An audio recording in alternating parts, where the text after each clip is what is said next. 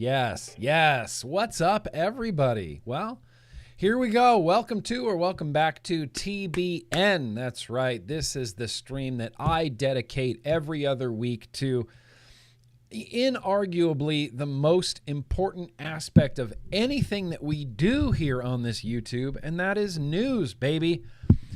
Vape news, nicotine news, smoking. We talk about advocacy, policy, legislation, science, calls to actions. I don't even know. So many things. We talk about all the things here, all the unsexy, important, all the unsexy but really important aspects of vaping, in my opinion. Because if we don't do this, it's like Kevin Skipper used to say, you don't have to do something. You don't have to do everything. But you do have to do something, and if we don't do this, then we don't get any of the other stuff, We don't. People that smoke out there don't get to quit like we did with vaping. So I appreciate you guys being here very much. I see you there in the chat. We got two Laughlins in the house. It's a double Laughlin afternoon. Brent, I see you there. Lost World JJ, the king, the sexy king Phil's here. Crazy Roach. All right, John, I see you there. Vim is here. Janine's here. Atone.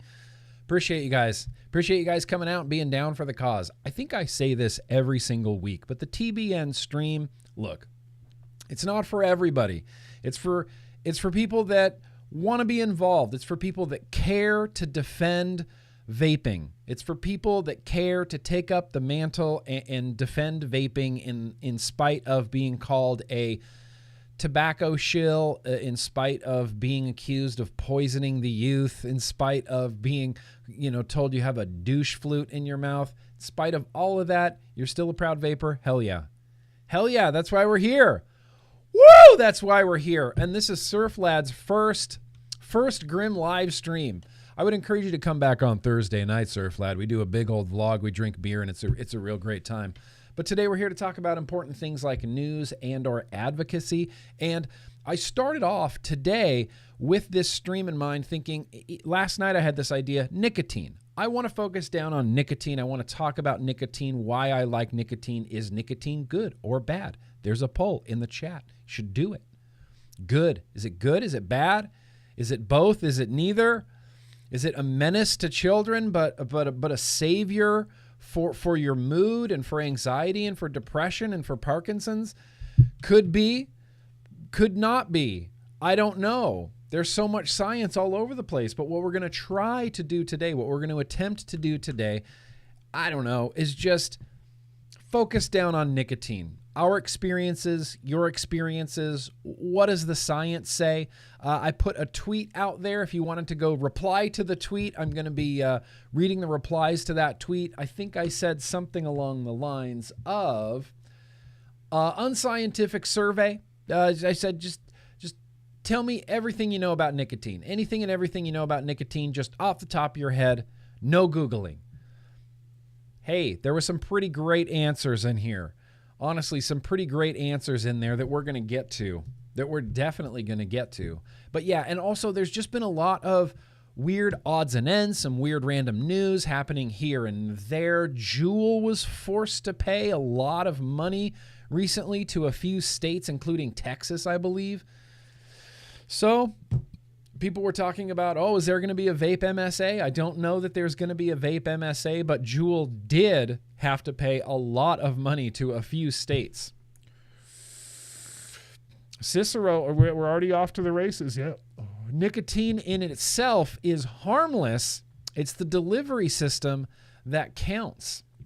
This is very true. I don't know why this chat is so tiny and across the bottom of the screen. We got to make Cicero big.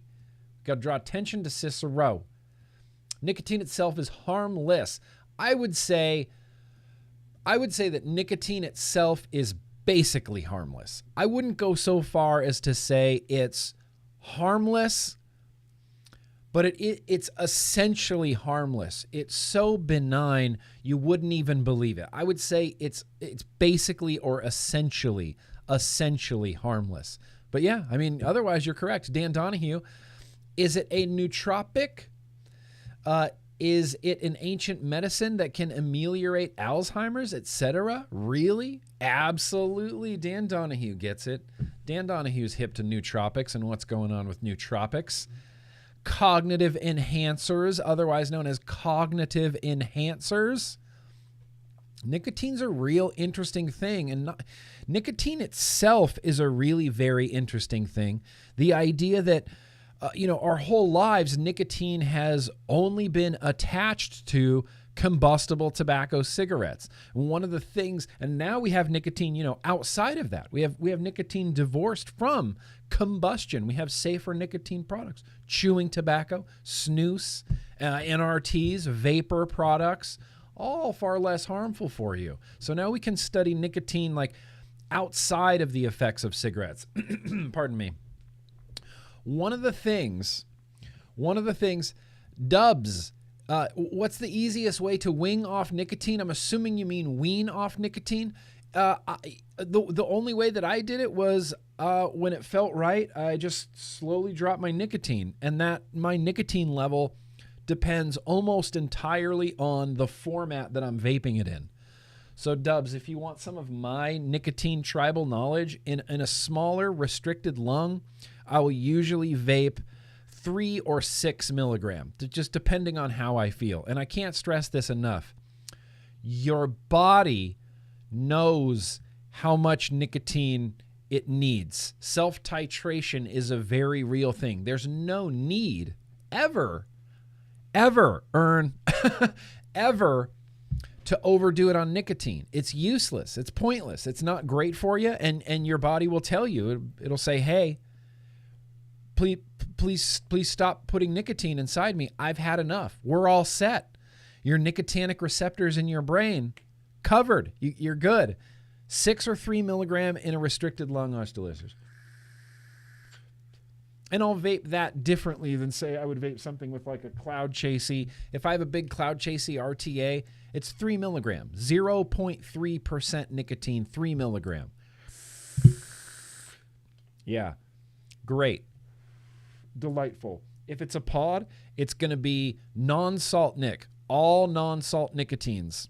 We're not even going to get into salt nicotine versus normal nicotine, or what some people call free base nicotine, and technically that is correct, but I much prefer the nomenclature of traditional nicotine because it is the traditional nicotine.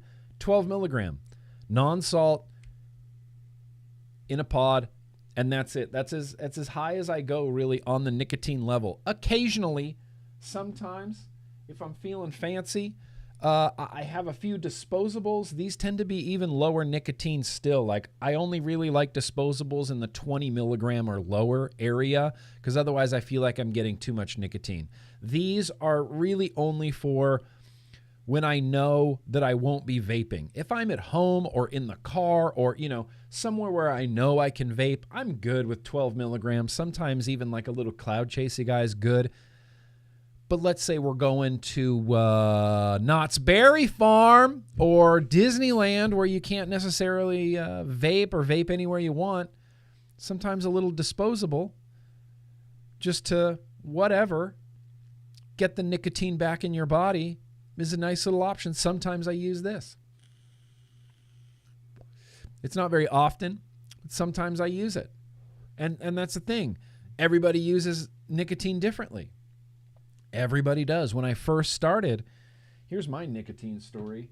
When I first started vaping, all the way back in 2009, back in the ancient days of 2009, my nicotine level du jour was 36.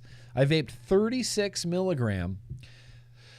It says I do 2 to 3 milligram direct lung, 6 milligram mouth to lung, and more than that, and there will be hiccups in a few puffs. It's like your body knows how much nicotine is going to be satisfying. Yeah, I know Atone does 1.5 milligram. For a while, I was experimenting with 9 milligram in a mouth to lung, but it wasn't quite hitting. It wasn't quite hitting with me. I still needed that 12. What's up, Jan? Hi, I'm trying to quit smoking. Could you recommend the best pod right now, please? I'm new to this type of thing, and a friend told me that your channel is great. Thanks, man. I'd love to know what you think. Well, thank you very much. Your friend has very good taste in YouTube channels, clearly. Here's what I would say to you.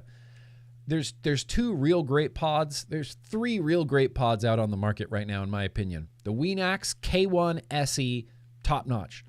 The Caliburn A2S, also top notch. The Vaporesso Cross 2, but it's spelled X-R-O-S-S, but it says Cross. It's the Vaporesso Cross 2. Those are three, in my opinion, very top-notch pods. If you want to stick around here on this YouTube channel, within the next by this weekend, by Saturday, I'm committing to having the next Pods Ranked video. I used to try to do Pods Ranked like every other month. I fell way behind, but we are having a brand new Pods Ranked because pods have just been piling up. Piling up. So I hope that answers your question. I see a lot in the chat. Started with 18 milligram. Yeah. Yep. People talking about 12 milligram all day, every day for the last 7 years, Janine. And that's it. It's so simple. It's so simple. 7 years combustion free for Janine. And all it takes, what? Little pod, maybe? A little 12 milligram just to get you through the day. I love this. I love that something so simple. Every time I look at my vape, I'm like, how are you so simple, but you can actually save people's lives? And it's just because of the nicotine. It's just because of the nicotine. I started off, before I got sidetracked, with 36 milligram nicotine, traditional nicotine, and it carried a wallop of a throat hit. It was, if you go back to any of my old videos that I wasn't forced to delete because of YouTube, I used to use this phrase called reckless throat hit. It used to be my favorite thing. Reckless throat hit. Just when you take that drag and it hits your throat, it just knocks you on the ground. That's what I wanted. That sensation mattered to me. It was the only thing that really made me think that vaping could be satisfying to me as a cigarette smoker, was that throat hit. I needed it. So I was on 36 milligram. I only stayed on 36 milligram for about a month. It was a clove flavor 36 that I was buying from China. And it was just 100% PG 36 milligram clove flavor. And it did the job for about a month. And I immediately, the next liquid order I made was for green apple and cola and root beer. And I don't know why I remember this, I just do. And it was the root beer flavor in a 24. I dropped from 36 to 24. I spent a month on 36 and I was like, okay, this is intense. I'm going to lower my nicotine. I spent maybe a week on 24 milligram and immediately dropped down to 18 milligram. That led to the soft throat. That led to the soft throat. Maybe it did. Maybe it did, Tribal Buddha. Maybe that led to old soft throat Grimm. Immediately down to 18, and I stayed on 18 milligram essentially for 2 years before the advent of direct lung like cloud chasing. All that people were using, all that I was using, were things like cardo tanks, maybe a K-Fun. It was all mouth to lung before RDAs existed. And as soon as RDAs existed, I skipped right down to 3 milligram. Right down to 3 milligram. I built an IGO W something, some old atomizer. IGO W5, IGO W6, where you had to drill out the holes. And I broke drill bits trying to drill it out. I built a single coil in there, tried to vape 18 milligram in it. Nope. Fat chance of that. It knocked me in the ground. Like, it was way too intense, way too much throat hit. I immediately dropped down to 3 milligram. And basically, ever since the advent of RDAs, I've been on 3 milligram or 12 in a mouth to lung, 12 in a pod or 12 in a K-Fun. And that's it. That's where I'm at. That's all the nicotine I desire or require. And it's an incredible thing. I'm going to mention it again, self-titration. And the thing is, when we start actually talking about nicotine and science and reading some articles around it, there's going to be a running theme throughout all of this. Oh, look at this. Here, Rifleman, 24 milligram for 11 years. I even struggle with the Canadian 20 milligram limit. Yep. Some people need more nicotine. I won't name names, but I have friends that lung, like I would lung off of an RDA, 6 or 9 milligram. It's intense. I met a dude at a vape shop. Thank you for sharing, Rifleman. I very appreciate that. Mike Buh says, I started in 24 milligram, then 18, now 12 in a mouth to lung, 3 in a subohm. Boom. I'm in that same exact meaty part of the curve. And there's always questions I see on the internet about how do I lower my nicotine? How do I know when it's time to lower my nicotine? There's no time like the present to just try it. If the vape that you have in your hand is satisfying you, then you're fine. Just stay there. It's fine. If you feel like it, try dropping your nicotine down just to see how it goes. You might be pleasantly surprised. You might go, oh, maybe I don't need this much nicotine. Maybe I can, It's up to you. It's up to the user. Sorry, I'm way back here in the chat. I was looking for some more people who were mentioned. Thobai says I vaped 24 with Cardos, went down to 3 with RDAs, and now I DIY my liquids with 7.5% because I love nicotine. Yeah. And Thobai, more power to you.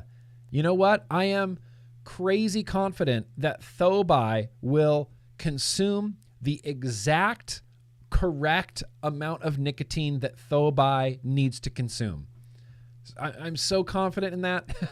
Everything I know about nicotine tells me to be confident in that. 10 milligram in a pod. John's on 10 milligram in a pod. That's spectacular. I have to do 12. I don't know what it is. I've experimented all around, but generally in a pod or a mouth to lung, like a K-Fun, or I'm going to rebuild that Mob 2 for a mouth to lung. 12. I got to have it. I got to have 12. J-Blaze, 24, 18, 12, 6, and now 3. And sometimes people go lower. People go to 1.5. People go to 0.5. People go to 0. I was reading a thread on Reddit recently where someone was talking about, I just vape 0 nicotine now. I just like the hand to mouth. I just like the flavors. I just like, I was a smoker. I quit with vaping, and now I vape 0 nicotine. Ashton's vaping 24. Listen, whatever keeps you off of cigarettes. If anybody in this chat said 50, I vape 50. I wish I could get 60 milligram because that's what I need to stay off of cigarettes. I would go, I wish you could get 60 milligram. 9 milligram salts in a Boro, 4 milligram salts in an RDA. Dig it. Dig it. I will literally, I dig any answer that isn't, oh, I do cigarettes. I'll go, what? You don't do that. You know where you are? 12 milligram in all my RTAs, Mr. Sandman Evil. Yeah. Yep. It's different. 100%. But John, I couldn't have said this better myself. Everyone is different. What works for you may not work for me. And that's just an even bigger, heavier sort of life lesson as well. Different folks, different strokes, Variety is the spice of life. I definitely believe that. Okay, now let me actually do something constructive here.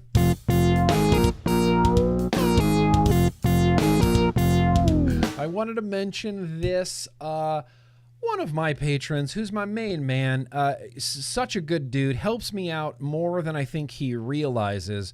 Jeremy V has a charity that he works with because, of course he does, because he's Jeremy V, and he works with Abounding in Love. We've talked about this charity a few times on some live streams, and I just want to put this out there. If anybody would like to donate, basically what Abounding in Love does is they go to the Philippines and they give kids with cleft palate surgery for zero money. You can just pick a kid. Say, I want to give Kristen money to go towards her cleft palate surgery. Boom. Little kid in the Philippines doesn't have cleft palate anymore, gets cleft palate surgery. I think this is incredible. I love this. I love the crap out of this. I love that Jeremy V does this. And so I want to promote this. I'm going to put a link in the description. I'm going to put a link in the description. I'm going to put a link in the chat right now. I'm going to put like multiple links in the description, like Abounding in Love. Get here, get to this. give some money to someone in the Philippines. I just think that's really cool, and that impresses me that Jeremy's just actively involved in that. Here's a weird thing. I don't know if I mentioned this in the vlog. Absolutely, Jeremy V. Absolutely. Links in the chat, links in the description. The link will be everywhere. Everywhere for Abounding in Love. Everywhere. I dig it, Jeremy V. Thank you. It's cool, man. It's cool that you're part of that. Let me get to this real quick. This was some whatever news that I saw recently, and I think I mentioned it in the vlog, but I also think I'm going to mention it again right now. I feel like maybe someone on this live stream could benefit from hearing this, but Amanda Wheeler posted this on Twitter. Amanda Wheeler is the president of the AVMA, the American Vapor Manufacturers Association. She says, if you filed a 21 CFR 1075 appeal of your MDO with FDA, anybody in here? Mowgli? Flat Cap? Addy? No? Cicera? Nobody? It's a good idea to supplement your appeal with new information from the 11th Circuit ruling. If you need assistance with this, any vendors or manufacturers watching this stream, contact the AVMA, info@theavm.org. Could be useful. You know, there's so much coming down in the United States to like, dude, litigation. Victor, I appreciate you being here. I'll do my best to deliver an awesome show. I can't promise it's going to be awesome. Honestly, a lot of it's just going to be all over the place. I went down so many weird effing rabbit holes today, like random articles and studies and then different things. And then I keep, you know, it's really bizarre out there. If you get on the internet and you're trying to find information that's just about nicotine, you know, not necessarily with any sort of like bias or anything like that, or having to do with things like smoking and EVALI. And there's a lot of like convoluted messaging and misinformation and disinformation. And what I was going to say earlier is, as we go through some of this news and such as when we're talking about nicotine, you're going to notice some like a recurring theme. When anybody ever is talking about nicotine, every article starts this way, every study starts this way, every bit of science starts this way. Right now on Fox, The Dangers of Vaping. Is that real? Can we watch it together and debunk it together? You're going to notice everybody says things like, well, nicotine's not inherently dangerous, you know, and people will talk about the benefits of nicotine. Things like, oh, well, it's good for attention. You know, it's good for focus. It's good for cognitive ability. It's good for memory and learning and your mood. You know, they'll say these nice things about nicotine. Oh, it's not inherently dangerous. It's not a carcinogen. It doesn't cause cancer. They'll say these nice things, and then they'll always finish it up with something like, if only it weren't, you know, if only it was outside of cigarettes, you know, if only it wasn't in cigarettes, if only cigarettes weren't the only way to get nicotine, because then we could unlock all of these potentials, all of this cognitive ability in your brain if we could get nicotine in there, but gosh darn it, the only way to get nicotine is in cigarettes. You'll just see this theme over and over again. It's really, really good, but cigarettes. It's really, really good for this, X, Y, and Z, but cigarettes, oh, if you have this and that, it'll be great for it. But cigarettes, well now, thankfully, because of science and technology, we don't have to say the but cigarettes part. We can just talk about the health benefits of vaping, the cognitive benefits of vaping, without having to mention but cigarettes, you know, but cigarettes. I see New Wave Dave's in the house. And an afternoon yak bong to you as well, New Wave Dave. Everybody stay hydrated. All right, good. This stream probably says that there's a paid advertisement. It's this.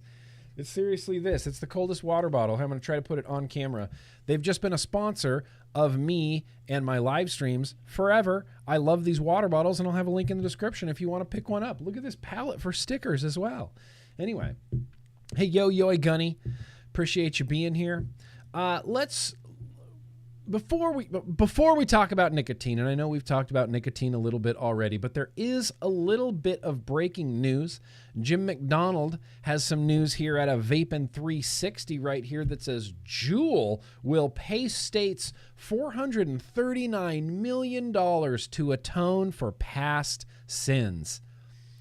This is crazy to me. This is one of the things that I hope like future historians will look back on this and go, what the hell was actually even going on there? Juul Labs has agreed to, in principle, to pay at least $438 million to 33 U.S. states and Puerto Rico. Everybody remembers the big Puerto Rican youth vaping epidemic that happened in Puerto Rico. They're paying this $438 million to 33 U.S. states to settle allegations the company deceived consumers and engaged in youth-oriented advertising and marketing. The settlement also requires Juul to adhere to certain standards in its future marketing. The settlement is the result of a 2-year investigation led by the Attorneys General of Connecticut, Oregon, and Texas. The $438.5 million figure is based on a 6-year payment schedule. It could go as high as $470 million if the company spreads payments to the states over 10 years, according to Texas Attorney General Ken Paxton. $438 million Juul has to pay to 33 states for essentially the crime of eliminating youth smoking. That's the only way that I can view this. That's the only way that this makes sense to me. They're really mad at Juul for getting youths to vape, but they don't see that the unintended consequences of the scary youth vaping is that youth smoking is gone. It's just zero. It's down. Youth cigarette smoking, something down like 0.6, 0.5%. They're punishing Juul for eliminating youth smoking. There's no other logical way to look at this. The allegations made by the attorneys general will be familiar to anyone who has followed vaping news over the last few years. According to Connecticut AG William Tong, Juul Labs relentlessly marketed vaping products to underage youth and misled consumers about the nicotine content and addictiveness of its products. Relentlessly marketed vaping products to underage youth and How did Juul lose this lawsuit? Or did they just not even care? Is this a case of Big Tobacco has played ball with attorney generals before and just, okay, we'll just set up some sort of MSA. I don't want to deal with this anymore. Was it in Altria and Juul's best interest to just pay this money and be done with it and go, oh, fuck, you're not going to ever shut up about this. Here, have the money. Here, have the money.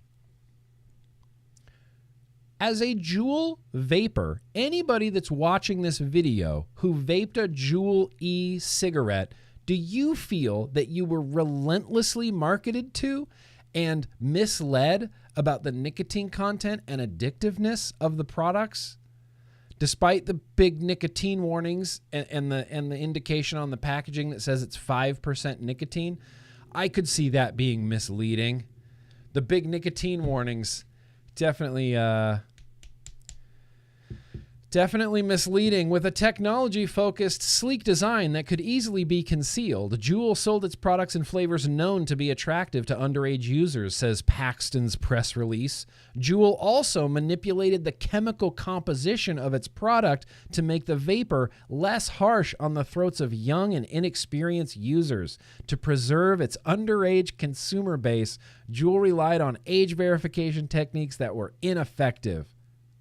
Juul manipulated the chemical composition of its product to make the vapor less harsh on the throats of young, inexperienced viewers. Of course that's why they did it.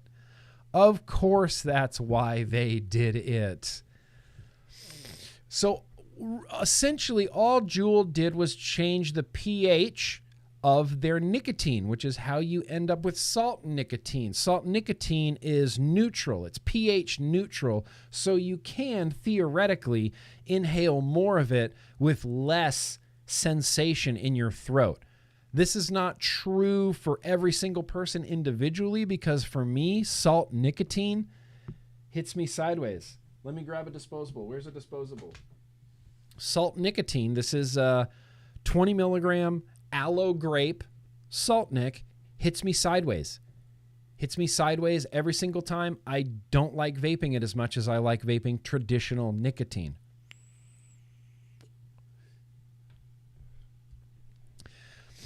I'm convinced that anybody that says that Juul made its products, the vapor, less harsh for the throats of young and inexperienced users has never smoked or never vaped. I would challenge Paxton, the Attorney General Paxton, to just try vaping. Be like, does this feel less harsh to you?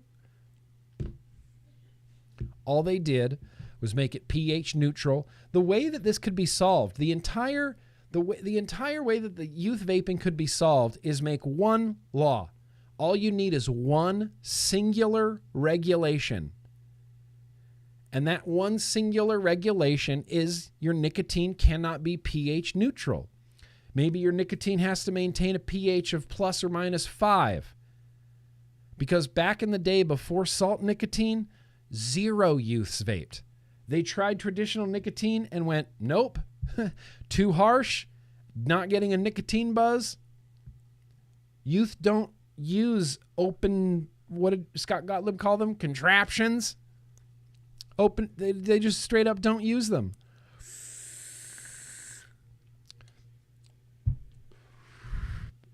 That would be the easiest way to take care of it.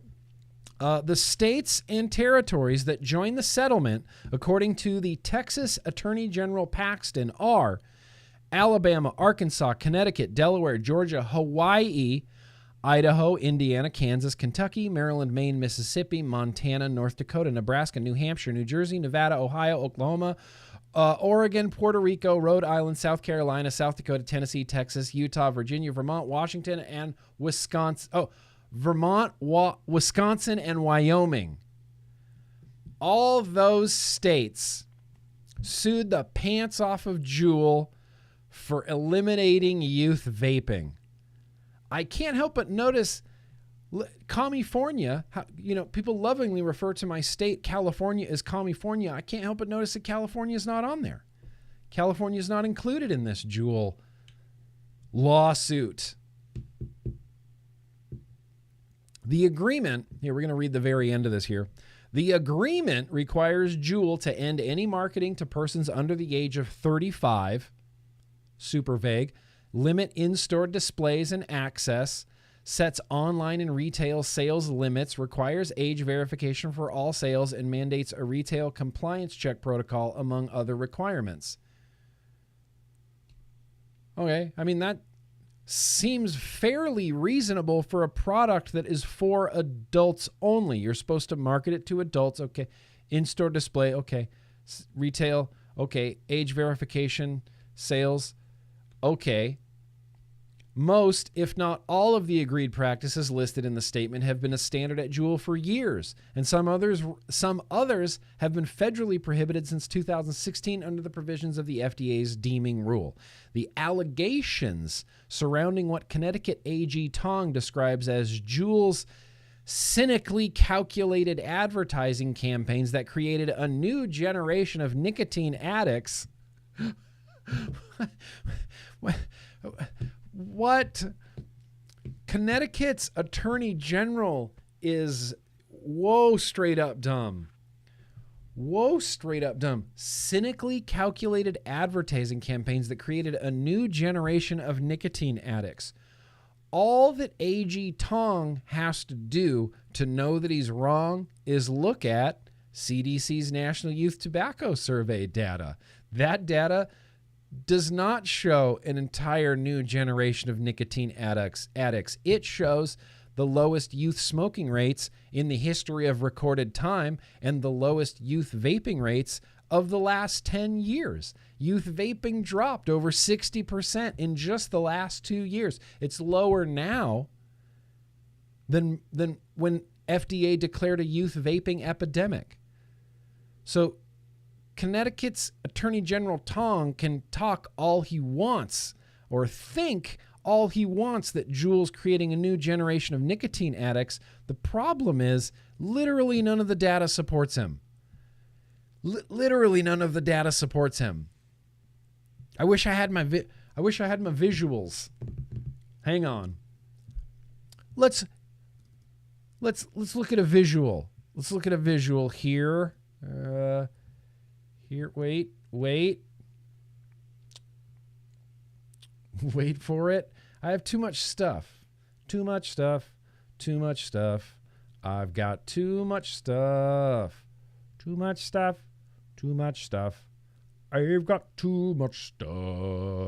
I don't have an updated. Here, use this one. Danielle Jones. Yeah, Danielle Jones. Look at that. Unbelievable.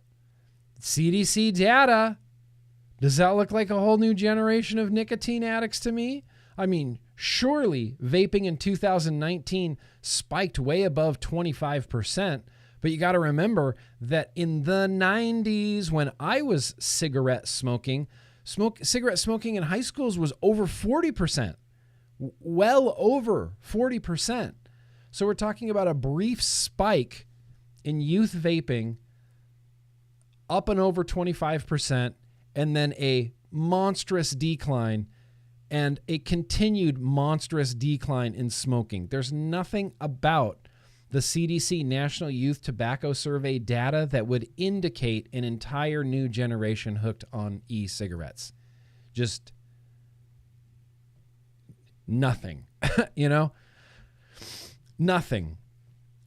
Middle and high school aged vaping has declined by 60% since its high watermark in 2019, and the most recent teen vaping survey showed that Juul is a bit player in adolescent vaping at this point.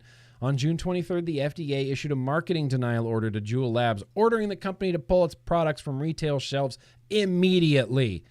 FDA laying down the law, finally enforcing. 1 day later, Juul sought and received a temporary stay from a federal court, allowing the company to continue selling its products. What is that, FDA? That will never sit okay with me. The idea that FDA is like, we're gonna ban Juul, knowing full well, beyond a shadow of a doubt, that Juul, of course, is going to file a lawsuit and of course is going to get to stay on the market. Of course that's going to happen.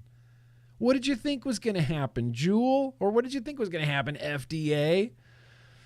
Less than 2 weeks after that, the FDA itself put the MDO on hold, admitting it had missed 6,000 pages of evidence in Juul's marketing application. So they felt strongly enough at one point to go, Juul, nope, MDO, pull your shit off the shelves. What's that? A judge says you can stay on the shelves? Okay, well, let's relook at your MDO. Oh, sorry, Juul, we missed 6,000 pages of evidence. Oh, big old whoopsie at FDA, just a big old FDA dangleclack. No big deal. It's just how FDA regulates, I guess. So there you go. Juul is getting punished for ending youth smoking. I got a link in the description. I'll put a link in the chat area right there. I don't think I saw any super chats come in, but let me check. Oh, look at that. We had one from Fishy. Fishy, my man. Appreciate you, bro. Boom. Mic drop. Thanks, Nick. All the thumbs up, fist bumps. Fuck yeah. Appreciate you, Fishy.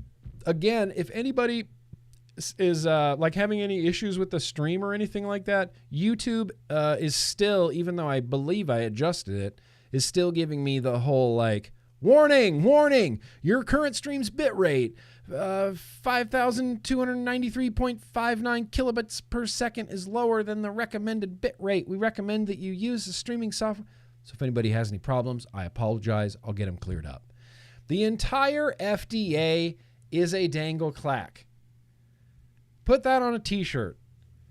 Put that on a t-shirt, sell it. What's up, King Justice? Appreciate you being here. Put that on a t-shirt, sell it.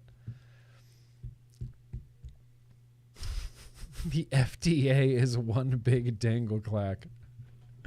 I guess I wanted to draw attention real quickly here to this organization. This is just going to be something real quick. This organization, Cove Behavioral Health. I've never seen, maybe not never, but in recent memory, at least as long as I've been advocating for the use of vapor products on the internet, I can't recall when an organization has done this, but Cove Behavioral Health sent out this tweet that said, "We've been alerted to a previous post about our blog containing information that was incorrect. We are editing said blog. We apologize for any misinformation provided about teen vaping stats, as we are very passionate about the health of our community. Thank you to those who pointed out these statistical errors, and we are approving and reviewing our content now." Cove Behavioral Health put out a blog post that had some wacky teen vaping statistics on it. Just outside of reality teen vaping statistics on it. Bunch of people in the, rightfully so, commented on that tweet with correct information. Thankfully, it sounds like people were respectful enough that Cove Behavioral Health took it upon themselves to go, okay, look, maybe we were wrong about these youth vaping stats. Thank you to those that corrected us. We're going to correct these errors in our blog, and we're going to improve reviewing our content from here forward. So thank you. Look, I'll take any tiny little win that I can. I'll take any tiny little win that I can. And Cove Behavioral Health, thank you for, thank you for doing the right thing. How incredibly epic would it be to see, Truth Initiative gets on Twitter. Well, we regret to inform you that we may have been playing a little bit fast and loose with some statistics and numbers as it relates to youth vaping and the harms of nicotine and vapor products. Thank you to everybody that brought this to our attention. We're going to review and edit our content, make sure it reflects the most accurate scientific data. And we're very passionate about the health of our community. There's not a number I could even throw out there. Never in a trillion, million, billion years would that ever happen. So I got to call it out when it happens. So shout out to Cove Behavioral Health. Cove Behavioral Health on Twitter. Should we just talk about nicotine? There's so much to discuss about nicotine. Let's do it. This is the main thing.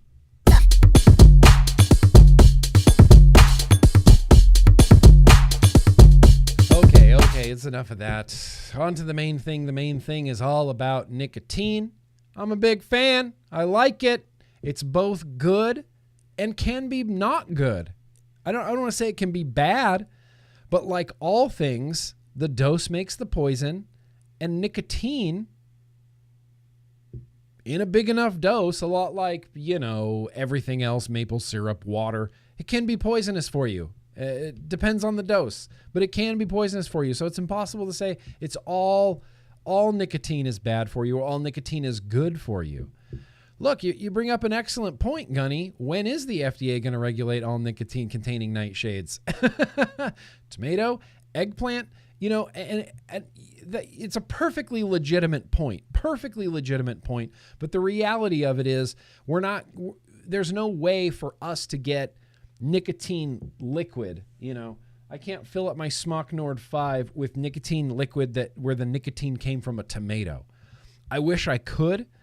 I just can't. Capitalism hasn't got there yet. They haven't figured out a way to make it cost effective. Was that bumper way too loud? Yeah. I'm sorry. Did that bumper blow your head off, Bradley live streams? I feel like you'd be used to it by now, Bradley. You should have just leaned into it. Just been like, yeah, main thing. Here we go. You can't get nicotine from a tomato to put in an e-liquid.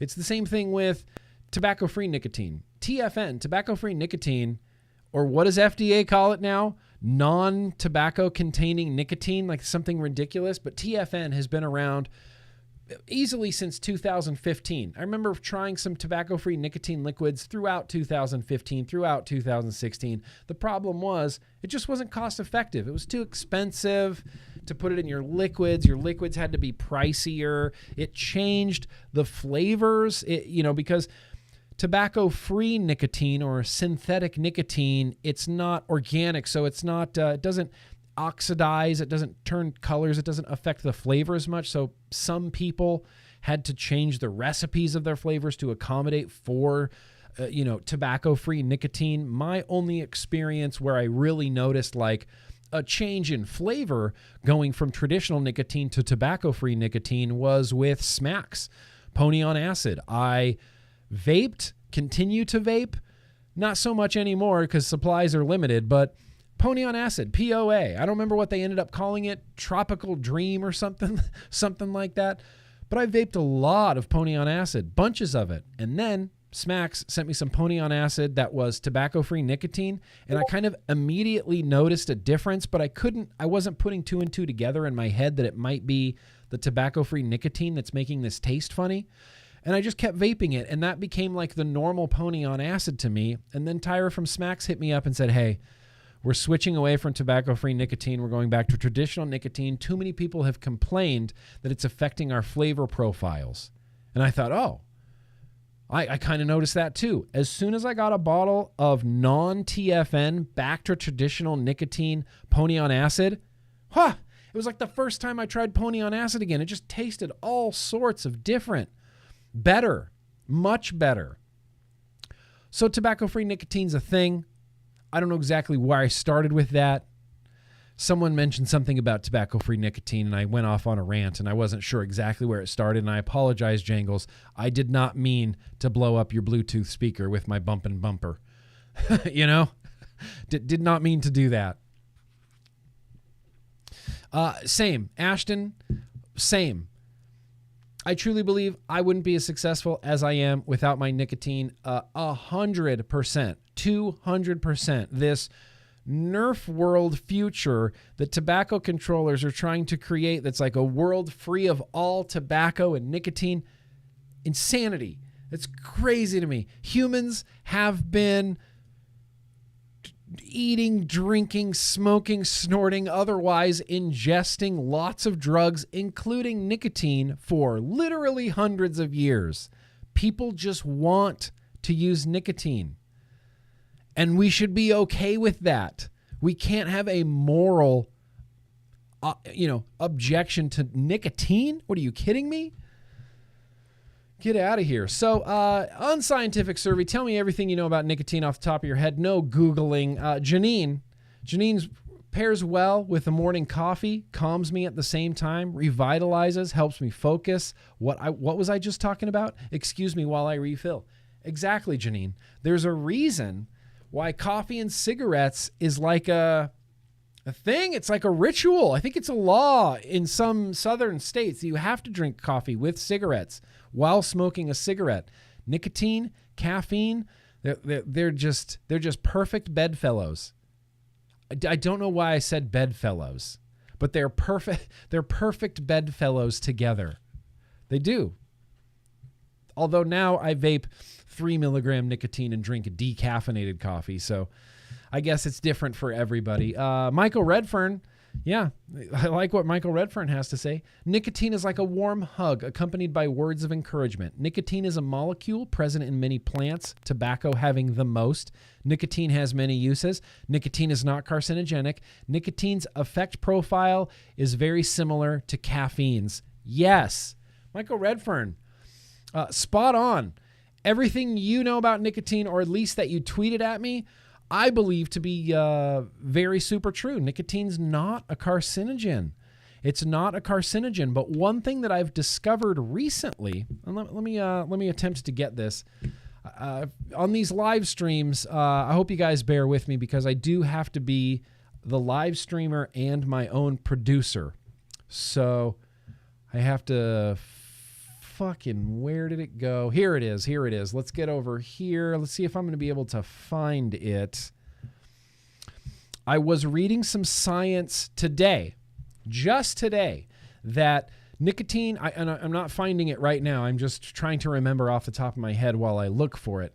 Nicotine is not a carcinogen in that it doesn't cause cancer. It won't cause cancer. But what I've been reading about nicotine is nicotine, maybe this was it. Maybe it was in here. No. Okay, sorry, it wasn't in there. Nicotine, if you have cancerous tumors, keeping in mind, I can't reiterate this enough. I am not a doctor. I barely graduated high school. I did not go to college. I am just a YouTuber guy. I am layperson Nick. I'm not a scientist. I'm not a doctor. I'm very bad at math. You know, just to give you a frame of reference here, all I try to do is use the information around me, use my critical thinking skills to make decisions based on evidence. You know, that's it. That's where I'm at, okay? So that's what I was trying to find. Where was I reading this? I was just reading this today, and it's a very like, people are torn on this, whether or not if you have some sort of cancerous tumor and you continue using nicotine, whether it's in cigarettes or otherwise, that the nicotine gets in the way of cancer treatments and can like aid in growing a tumor. It was really, really interesting. You know, vaping is something that I obviously I'm a cheerleader of. Obviously, I'm an advocate of. Obviously, I am a proponent of vaping. I myself am also an ex-smoker, current vapor. I want to know everything I possibly can about vaping. I want to read all about nicotine and tumors, and I want to read all of it, the good and the bad. We have to remember, have to remember that vaping nicotine, exactly. Flawless description of my credentials right there. We have to remember that vaping and nicotine is not harmless. It's never been harmless. There's always a little bit of risk involved. There's always a little bit of harm involved. When you think about if cigarette smoking is 100% of the harm from cigarettes, then vaping is 5%. That's still nothing to blow your nose at. So I want to know what that 5% makes up. You know, I want to know if that 5% of harm is going to make me grow tumors, which it's not. You know, I want to know what's in that 5% of harm. So we read the good and we read the bad.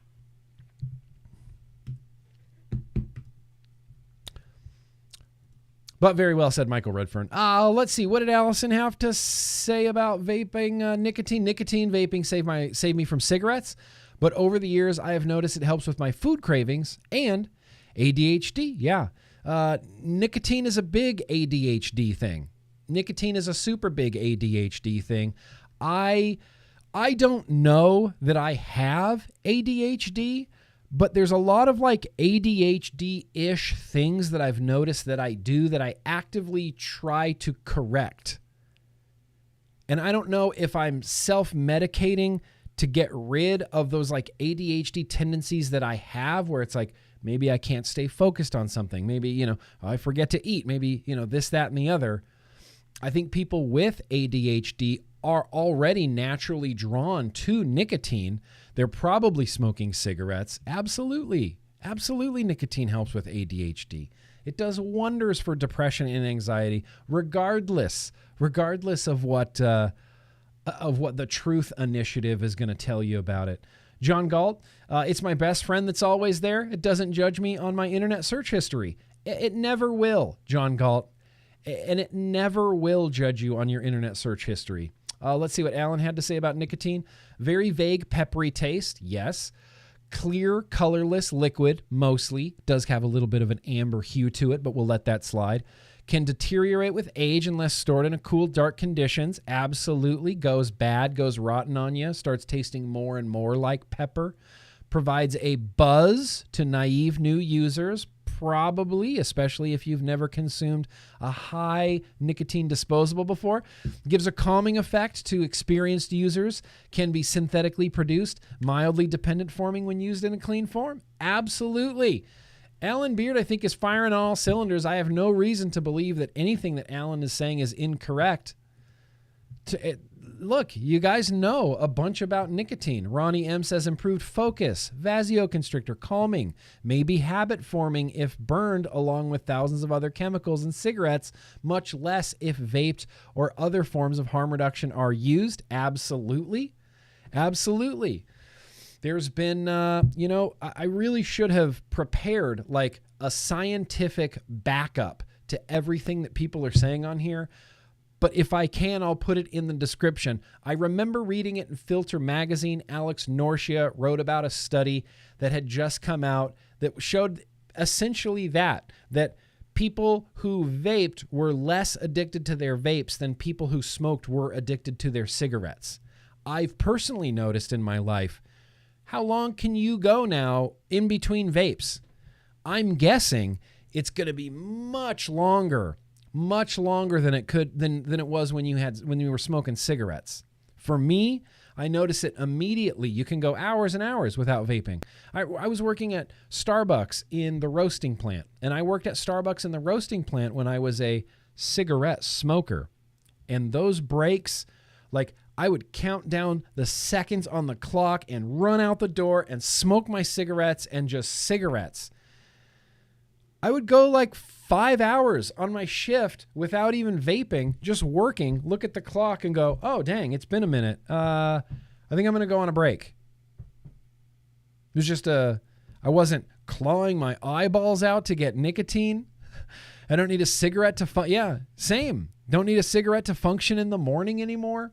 That's one of the things I noticed when I quit caffeine as well is difficult. Quitting caffeine is really difficult. And it's really tempting every single morning to drink caffeine. But I notice that I can wake up easier when I don't have caffeine. I wake up a little bit more naturally, and I'm not like jerked into, just alertness. We're like, okay, work, It's not like that. It's not like that. Fig, good old Fig, Fig Ramsey. My complicated, that CPTSD brain digs it. Yeah, Fig Ramsey, big advocate. He's always been a big advocate. He's got his own Delta 8 company now, Dose, that's doing some good stuff.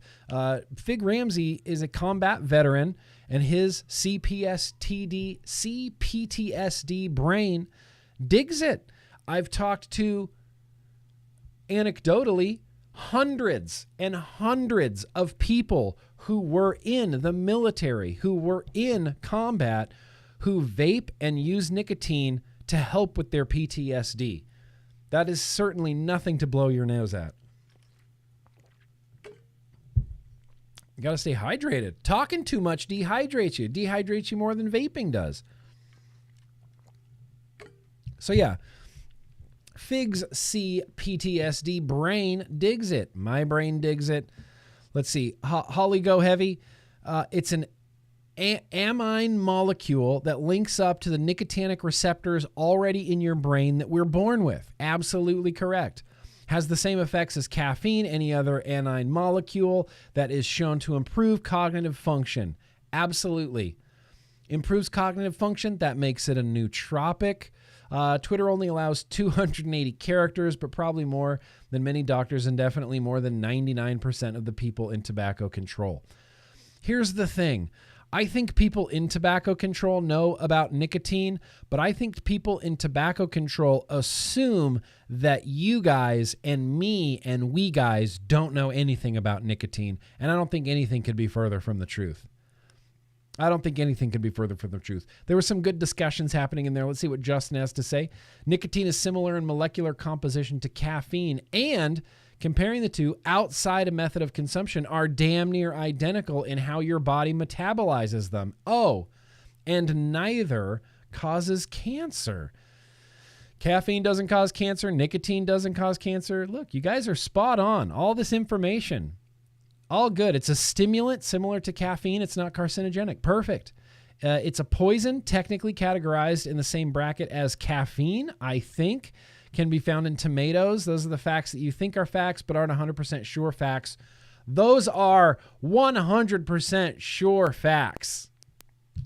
100%, Sam. Be confident in your answers. Be confident.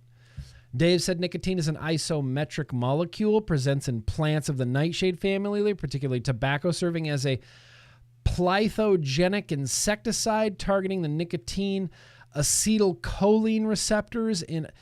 I said no Google, Dave. There's no way that you typed out acetylcholine.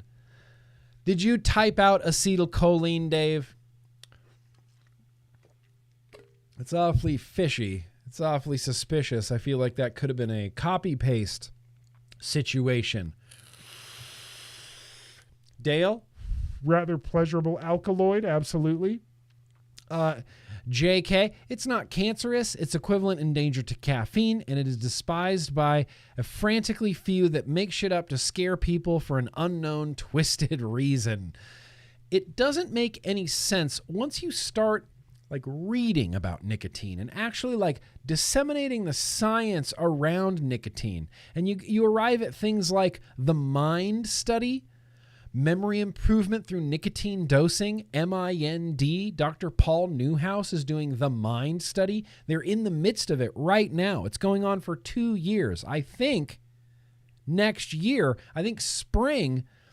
summer of next year is when we might get the results for the MIND study to see if people with mild cognitive impairment, to see if their memory was helped by nicotine dosing. It's the MIND study. It does wonderful things for your brain. And then you see Truth Initiative saying that nicotine causes anxiety. Causes anxiety?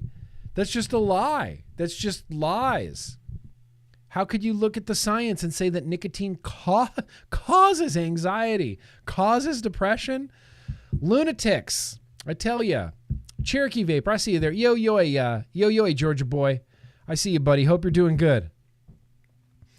Let's see. Lazy Trader said that people think it's as bad as smoke, and that is sad. That is sad. You have taught me way too much to type. I hope to teach you some more. Jeremy Powell says same properties as stimulates as caffeine. Absolutely. Jeremy Powell has an interesting take that says non-habit forming. I do not believe that's correct. I think that nicotine is incredibly overtly, intensely habit forming.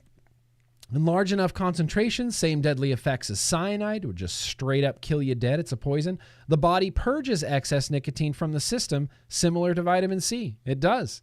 Yep. Smokers used to get, I kind of hate that term smoker. People who smoke used to smell. There was did you ever get the smoker smell that wasn't campfire? It wasn't smoke or matches or burning or anything like that, but it was kind of like a sour stink. I could smell it in the shower all of the time, especially if I was really, really heavily smoking. It kind of like stinks and comes out of your skin when you smoke too much. So it's a very real thing. Now, I only take issue with the non-habit forming because, Jeremy, I don't know how that conclusion can be reached. It's absolutely habit forming, if not addictive. Nicotine is straight up an addiction when it's combined with something that harms you tremendously, like combustible tobacco, cigarettes, combustible tobacco in general, pipes, cigars, that type of thing. Even outside of that, even divorced from all combustion and 95% of the relative harm, it's still pretty habit forming.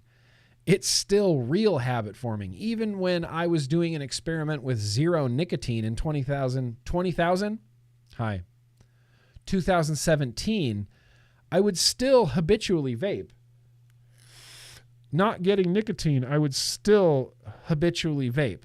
It's absolutely habit forming. Yeah. You know the smell? Victor knows the smell. The smoking smell. The smell is like a dirty, wet towel. Yeah, it's not right. I'm glad you guys are hip to this smell. It's the smoker smell that's not burning. You know? That's the nicotine. That's the nicotine leaving you. Good evening to you. Christy, appreciate you being here. So non-habit forming, no, I would say that would be incorrect. But otherwise, you're pretty well spot on. Some other people said it's what keeps me away from tobacco. I like it. This person said, it fucked up my life for a long time. Luckily, vaping saves lives, and now I don't use it anymore. And yeah, it gave me sort of a rush. Look, that's what nicotine will do. It's a vasoconstrictor.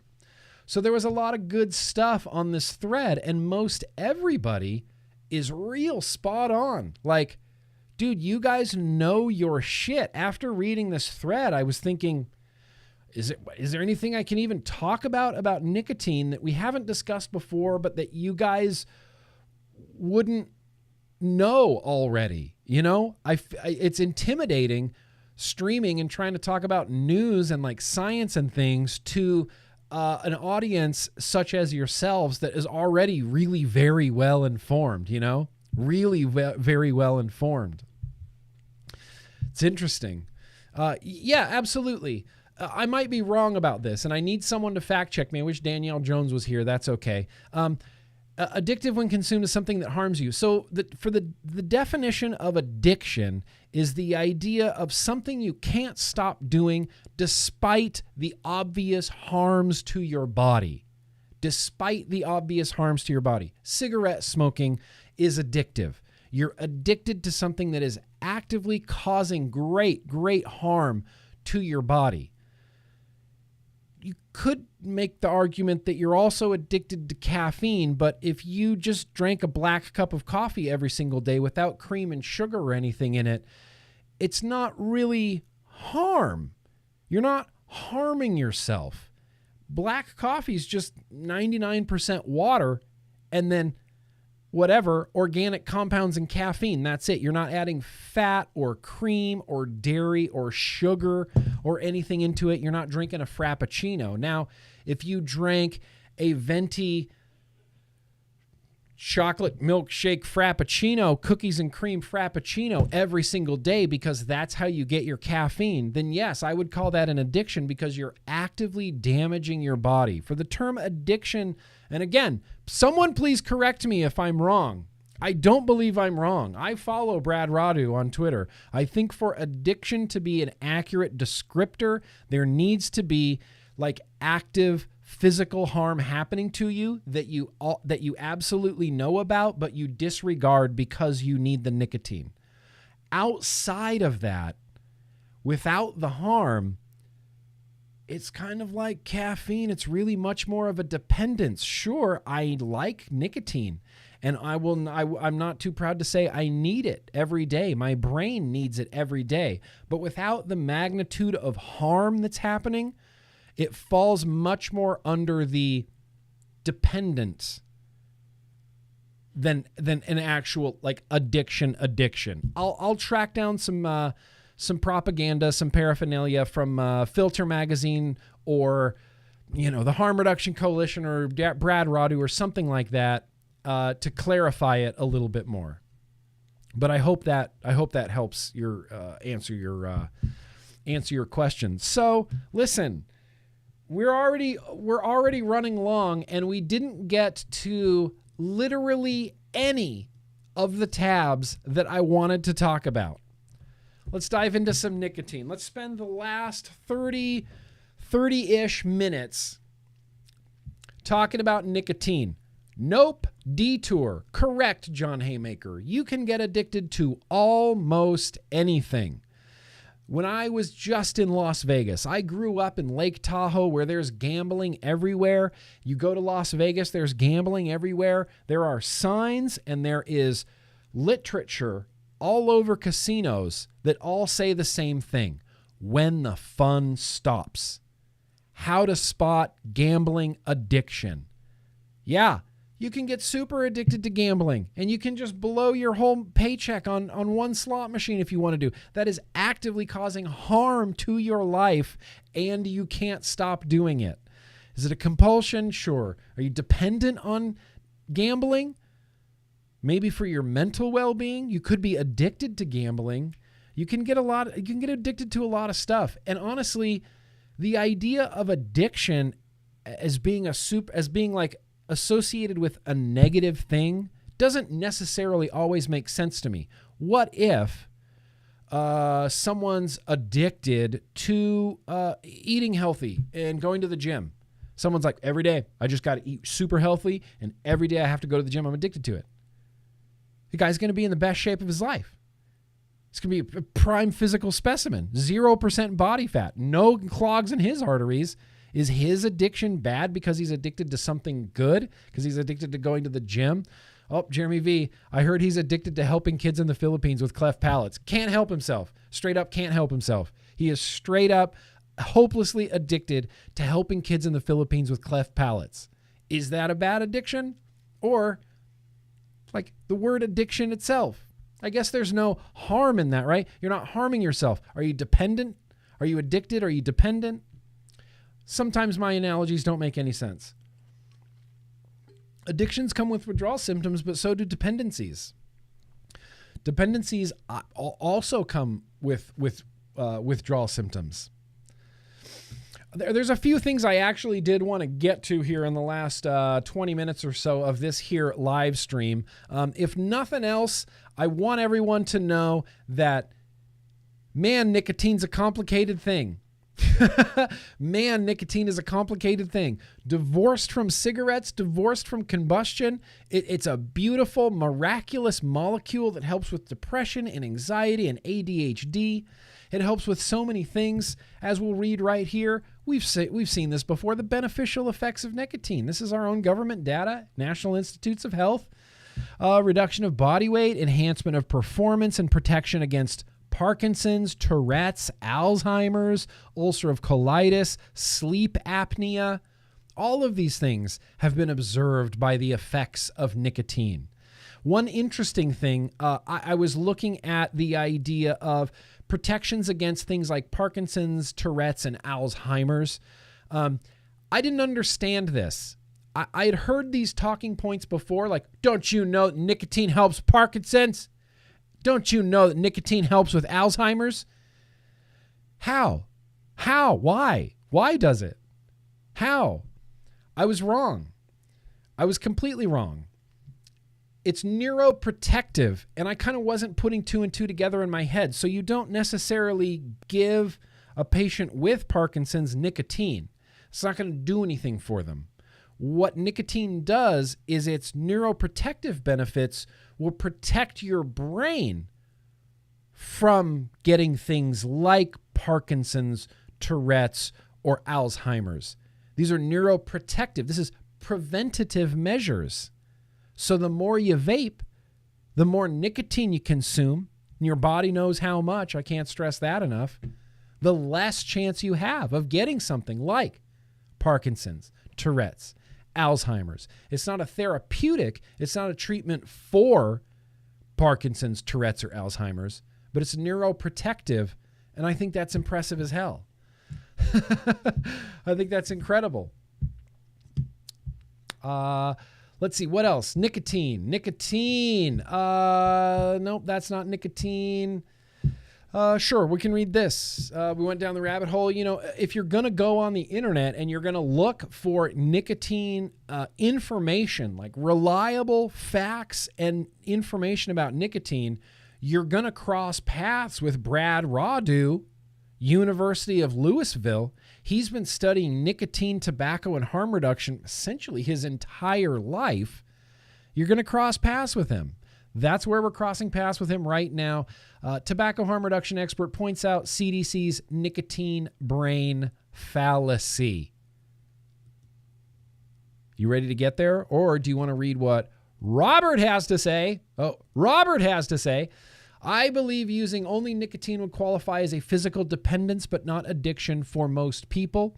There probably are some people who may fall under the definition of addiction, but I think, hang on, I'm waiting for part 2. But I think most vapors are just dependent on nicotine. Is that where it ended? Yep. Maybe I didn't get part 1 in there. I'm sorry, Robert. I believe, same. I believe most vapors are simply dependent on nicotine. And the way that you test this is just don't vape for a while. Just back off. Just don't vape. Don't vape for like 3 hours, you know? Sit and watch a movie and just don't vape the whole time. Just watch a movie. See when the first like little bit of anxiousness kicks in. See your first thought. Be aware of your first thought where you're like, I could use some nicotine right now. I could.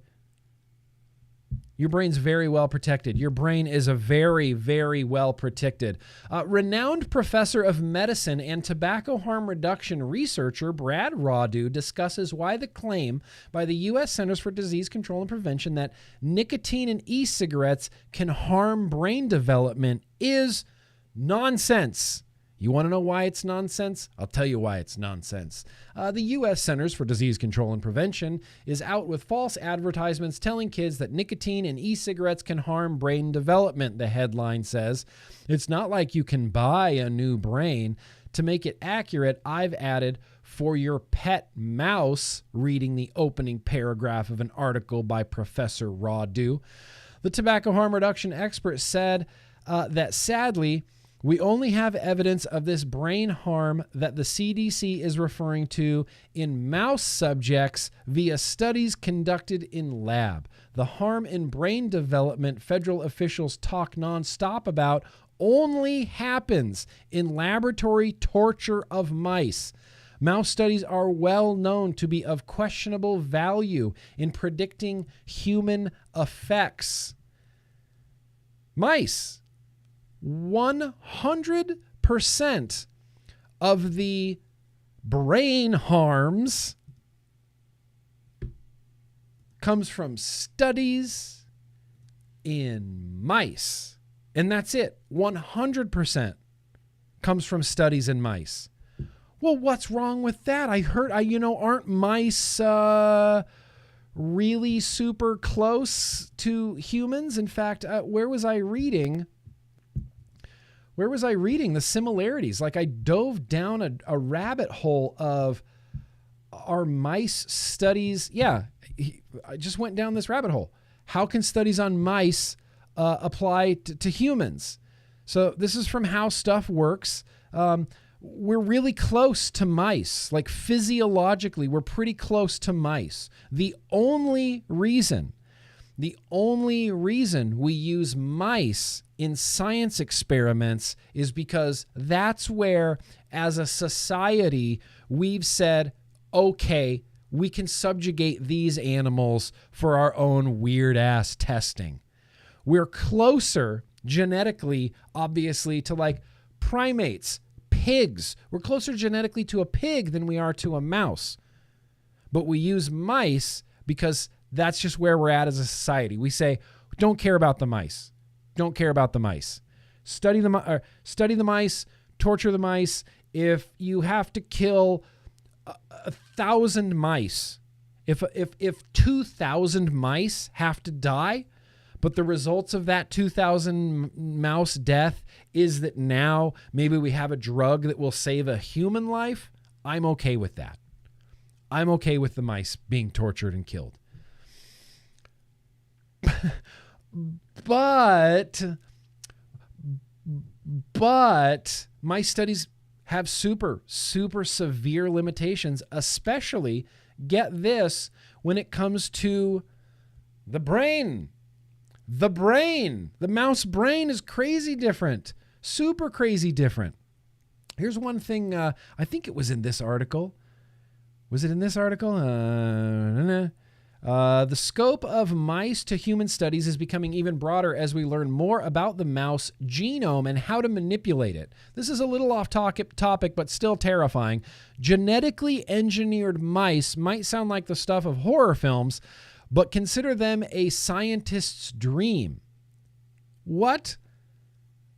Knockout mice are those that have been manipulated genetically so that a certain gene is turned off or inactivated in order to study them, study a mouse that's not a mouse. Scientists are genetically engineering mice just so that we can study these genetically engineered mice with like diseases and things. What has science done? Genetically engineered mice.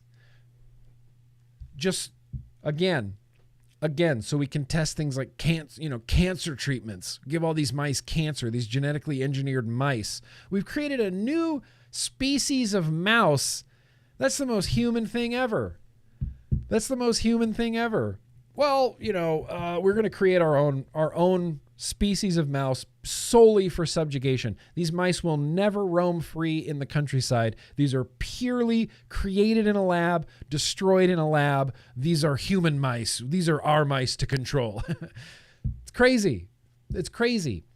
Then, down this rabbit hole, I went with mice studies in brain because Dr. Brad really harps on this. This is only in mice. This is only in mice. This is only in mice. This is only in mice. This is only in mice. To add insult to injury, there are actually several studies highlighting nicotine's protective ability on the brain. A 2016 study published in the Open Access Journal of Toxicology had found that nicotine can play a vital role in preventing obesity, which in turn prevents brain shrinkage and may also protect from the onslaught of Alzheimer's and other neurological disorders. Additionally, a recent review on studies on the topic indicated the consumption of nicotine may alleviate symptoms of depression. Alleviate symptoms of depression, alleviate symptoms of anxiety. But they found brain damage in mice that they force-fed vapor for 5 hours a day for a year. That's bonkers to me. So doing some digging, I went down rabbit holes all over the place, so many rabbit holes. We ended up here at Forbes. Now, this is 2 years old, but I think this is really interesting.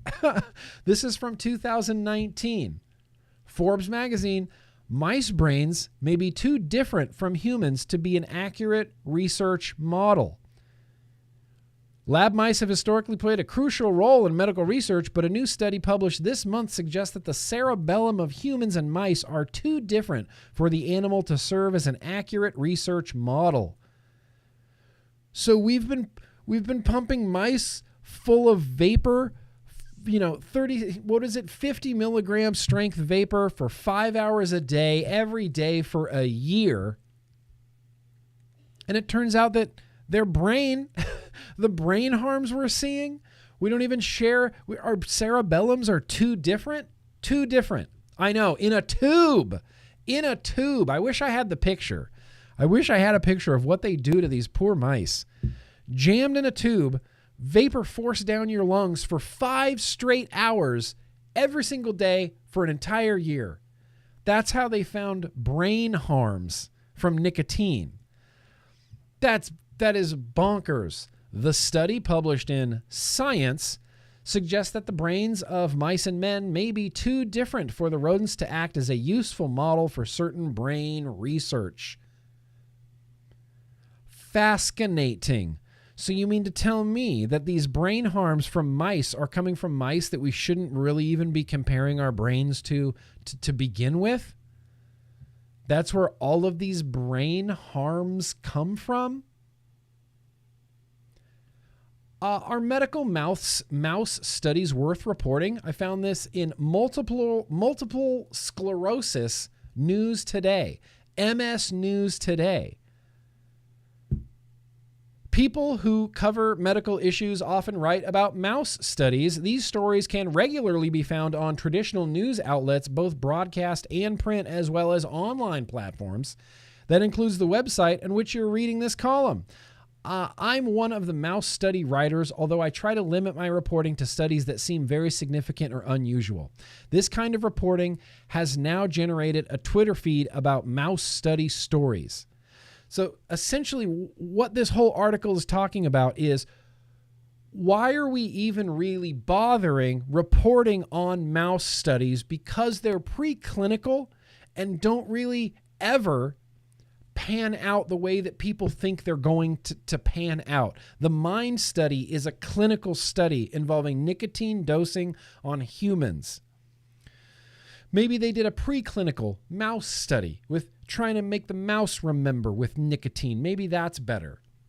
The whole point of this was and the consensus among these journalists were like, maybe we don't need to keep reporting about mice studies since they're preclinical and generally have, a very low, effect on the actual final outcome when you finally get into clinical things.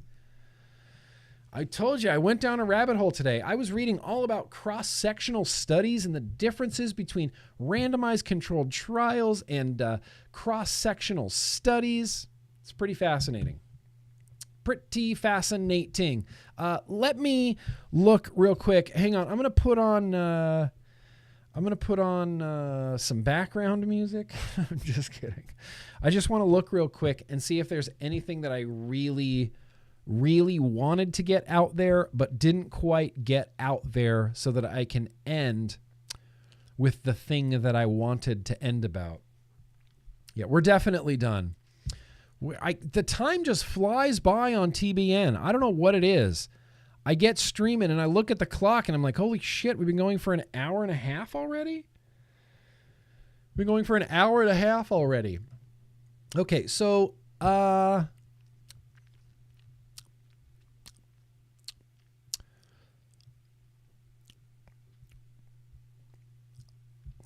cannot find the last thing that I wanted to mention or get. Okay, so there's two things I'm going to leave you with. One of them is this, and this is amazing. This was just updated July 19th, 2022. This is the American Council on Science and Health, promoting science and debunking junk since 1978, Lousy Vaping Studies, a master list of junk science. A master list of junk science. Vaping causes brain inflammation? What?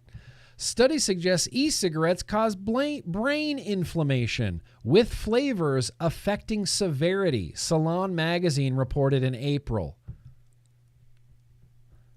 The outlet concluded, opponents of e-cigarettes have long argued for a ban on flavored vape products, which experts say played a critical role in starting a resurgence of underage nicotine addiction. New research just revealed chronic usage of these tantalizing flavors may also have caused a hidden epidemic.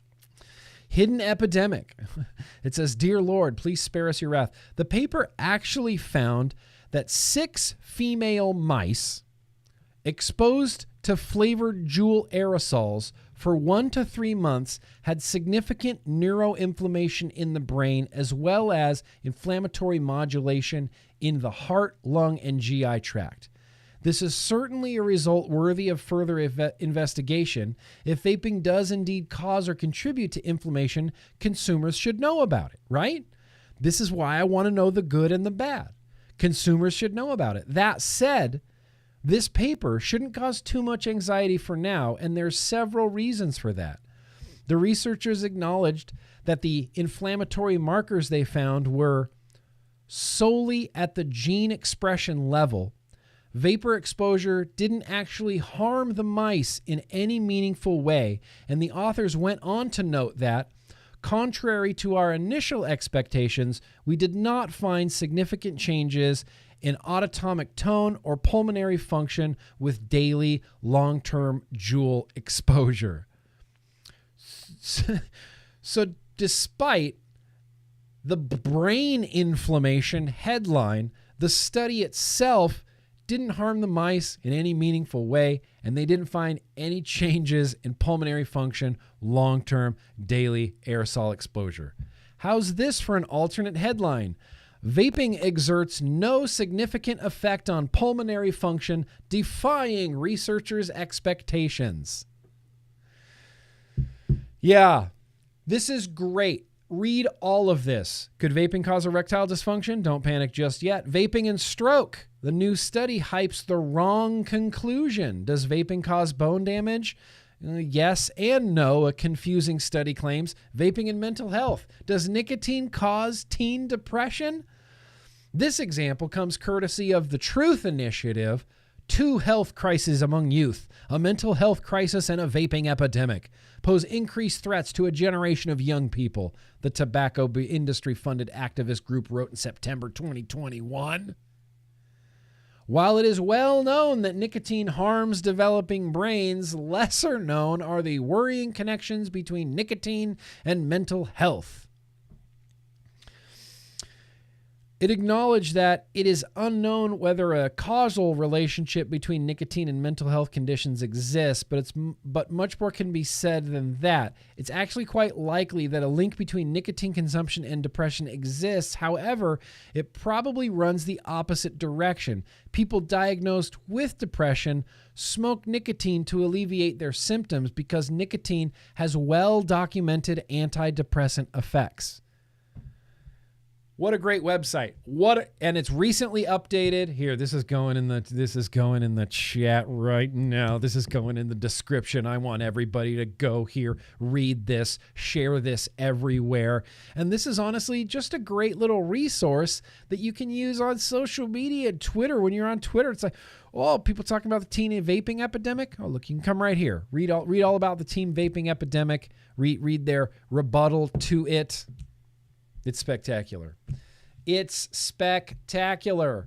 I think that's it, you guys. I think that's it. I'm going to put some links down in the description to way more than I talked about, because there was way more that I really wanted to talk about. Oh, dude, F the Truth Initiative. Cherokee Vapor, F the Truth Initiative. There's 2 people, Robin Koval from the Truth Initiative and Matt Myers from Campaign for Tobacco-Free Kids, that just need to stop. Stop talking. Stop trying to convince smokers to keep smoking. Stop trying to be merchants of doubt. Do you have any idea how difficult it is to quit smoking? If someone has the desire to quit smoking, you shouldn't tell them, no, don't vape. Could be worse for you. Brain poison. Unbelievable. The Truth Initiative, Robin Koval, Matt Myers, and the Campaign for Tobacco-Free Kids absolutely have dead smokers' lives on their hands, without a fucking doubt. Sorry, I get upset about shit like that. Keeping people who smoke, telling them just to keep smoking, I think is the worst thing you can possibly do. That you are a garbage human. Garbage human.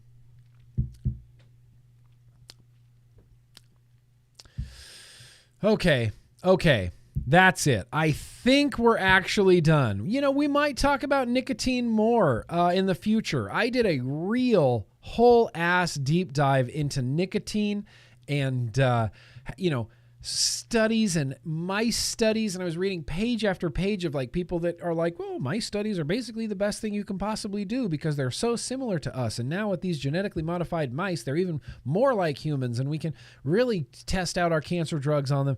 And then, that multiple sclerosis website where they're talking about, listen, maybe we're not even going to publish mice studies anymore. They're kind of meaningless. They never pan out. It's preclinical stuff. Maybe we don't even need to mention this before it gets to a clinical setting. Lots of deep diving. I'm going to put a lot of links in the description, okay? I'm going to put a whole mess of links in the description from organicfacts.com about nicotine to holistic nootropics about nicotine, health benefits, side effects, how to use, and more. I'm going to post the vaping post, the vapor voice. I'm going to post this article at Huffington Post from 2017 featuring Brad Radu from the Louisville, University of Louisville. And yeah, that's it. I think we're done. I think we're done here, you guys. If there is a takeaway from today's stream, it's that humans just like consuming nicotine.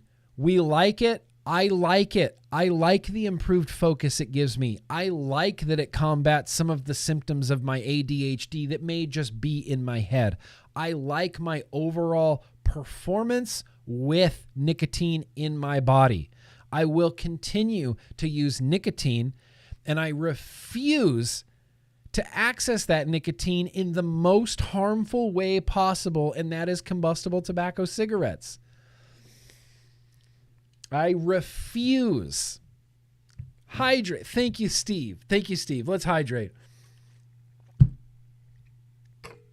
The Truth Initiative is being paid for with tobacco tax that was for the health care of smokers. Super close. Not quite. It originally started, it was called the American Legacy Foundation, and it was started with money that came from the MSA. It's not anymore, but it did start that way. Its whole influx, its first influx of cash, how the Truth Initiative became the Truth Initiative, was from the Master Settlement Agreement, but they don't get any money from MSA anymore. Nicotine rules. You know, if you're watching this on the replay, and even if you're here live, leave a comment on the video when it publishes. Just talk about your experience with nicotine. Talk about why you like it, why nicotine is great, why it makes you feel great. And honestly, nicotine, like caffeine, like alcohol, like THC, like anything else, is not for everybody. Not everybody is going to benefit from nicotine. It affects everybody differently. Maybe you can't vape salts. Maybe you can only do traditional. Maybe you can't do traditional. Maybe you can only do salts. Maybe you need 10 milligrams in a restricted lung. Maybe you need 3 in a cloud chaser. Maybe you need 24, 36, 50 in a mouth to lung. The point is, your body knows. You know how much nicotine you need. And as long as you're not getting that nicotine from a cigarette, we're going to be all good. We're going to be all good. So I'm going to wind this down. I'm going to say goodbye. Let me check and see if there were some super chats. There were that I completely did not get to. I'm going to go ahead and end the poll. The correct answer was both. Nicotine is both good and bad. It's bad when it addicts you to combustion, but it's good. It's good divorced from combustion.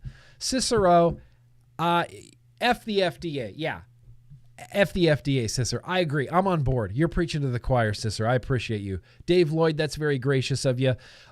Very few people have the passion and the drive to do what you do, Nick. Thank you on behalf of every person saved by vaping. Look, it doesn't. Thank you, Dave. Thank you. I was going to try to just downplay this. I do feel internally a lot of passion for vaping, and it's mostly because I've seen people's lives changed just completely. Firsthand, I've seen it happen. I've seen someone who has smoked cigarettes for 30 plus years, 2 packs a day, gone because of fucking grape e-liquid and a pod. Gone. Vaping is going to change the world, and I have to help it. I can't sit on the sidelines. I have to help it, Dave. I appreciate that. And Dave, I appreciate you being here. I appreciate you being down for the cause and defending vaping. Jangles, it's very gracious of you. In my 9 years of vaping, when I learned that it was 95% safer than smoking, I didn't care about that 5%, to be honest. Look, same. Me neither. But I do want to know about that 5%. For my own well-being and just my own knowledge, I want to know about that 5%.